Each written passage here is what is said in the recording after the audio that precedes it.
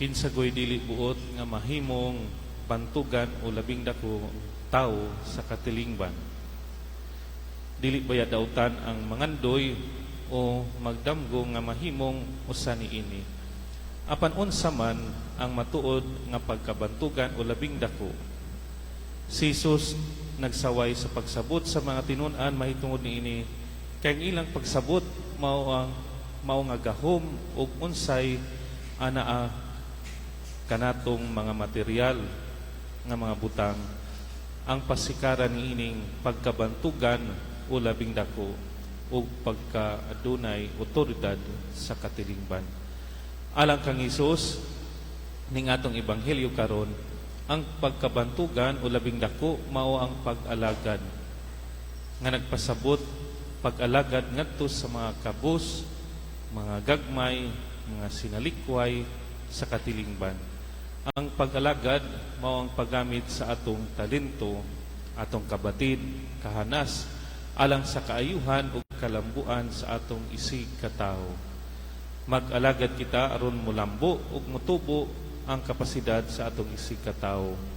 Ang pagkabantugan mao ang pagbuhat og mga butang dili alang sa kaugalingon kundi alang sa pagpaayo o pag-uswag sa uban, ug dili aron maulipod sa katawhan, mopakunhod sa kagawasan sa isig katawo. Ang pagkadako o bantugan mao ang pagkamagihatagon ug dili aron mahimong hakog sa unsay anaa kaniya.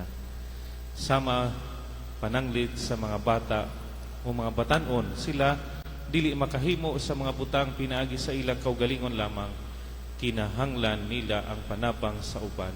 Busa mahimo kitang labing dako kung hatagan nato sila sa pagpasensya, pagsabot ug panabang. Hatagan sila sa tukmang atensyon bisan gani sa ilang paglakaw, pagkaon, pagkatulog ug sa tanang mga buluhaton aron sila motubo ug molambo. Mapasensyahon usab kita niadtong wala manumbaling kanato ug nagpahimulo sa atong kaayo. Tabangan ang mga tawong hinay kaayo sa pagbago sa kaugalingon.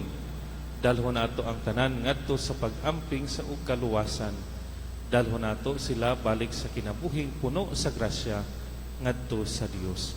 Mao nga gikuha ni Jesus ang usa ka bata aron mahimong ehemplo sa unsa ang kabantugan o kalabing dako sa mata sa Dios.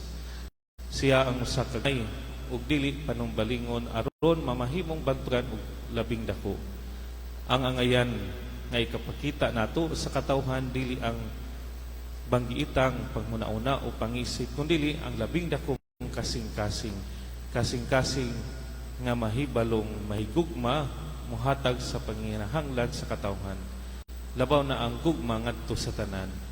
Ang atong ikapaambit dili ang dakong kahibalo kundi ang mahigugmaong paghalad nga matinud-anon ngadto sa tanan. Ang atong pagkinabuhi dili aron makapanag-iya sa gahom kundi alang sa dakong pagtuo. Sa laing pagkasulti, ang pagkabantugan o pagkalabing dako mao ang pagpuyo alang kang Kristo o pagpakamatay uban kang Kristo.